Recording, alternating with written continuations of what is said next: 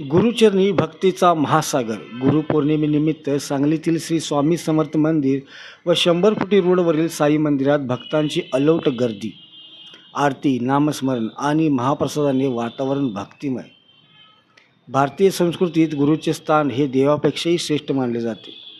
गुरुर्ब्रह्मा गुरुर्विष्णू गुरुर्देव महेश्वरा या वचनाचा प्रत्यय देणारा गुरुपौर्णिमेचा पवित्र उत्सव आज सांगली शहरात अत्यंत भक्तिभावाने आणि उत्साहात साजरा करण्यात आला.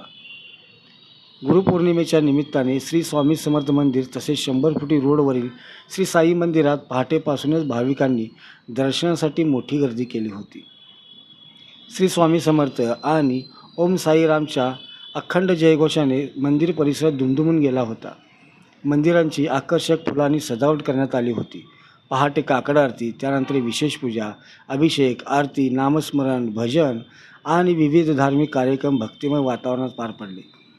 दर्शनासाठी आलेल्या भाविकांनी गुरूंच्या चरणी नतमस्तक होत सुख, समाधान, आरोग्य आणि समृद्धीची प्रार्थना केली. यावेळी दोन्ही मंदिरांमध्ये महाप्रसादाचे आयोजन करण्यात आले होते.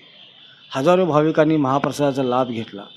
मंदिर समिती, स्वयंसेवक आणि सेवेकऱ्यांनी अत्यंत नियोजनबद्ध पद्धतीने भाविकांची व्यवस्था केल्यामुळे संपूर्ण कार्यक्रम शांततेत आणि उत्साहात पार पडला. गुरुपौर्णिमा म्हणजे केवळ एक सण नाही, तर आपल्या जीवनाला योग्य दिशा देणाऱ्या गुरूंप्रती कृतज्ञता व्यक्त करण्याचा दिवस आहे. अज्ञानाचा अंधार दूर करून ज्ञानाचा प्रकाश देणारे गुरु हेच जीवनाचे खरे मार्गदर्शक असतात. आई, वडील, शिक्षक, संत, आध्यात्मिक गुरु आणि समाजाला योग्य दिशा दाखवणारे प्रत्येक व्यक्तिमत्व हे आपल्या जीवनातील गुरुच असतात. त्यांच्या आशीर्वादामुळेच जीवनात संस्कार, आत्मविश्वास आणि यशाचा मार्ग खुला होतो. आजच्या धावपळीच्या जीवनात गुरुपौर्णिमा हा उत्सव श्रद्धा, सेवा, नम्रता आणि कृतज्ञतेचा संदेश देतो. सांगलीतील श्री स्वामी समर्थ मंदिर आणि 100 फुटी रोडवरील श्री साई मंदिरात दिवसभर अनुभवायला मिळालेला भक्तीचा महासागर आणि भाविकांचा उत्स्फूर्त सहभाग हा गुरु शिष्य परंपरेवरील अढळ श्रद्धेचे जिवंत उदाहरण ठरला.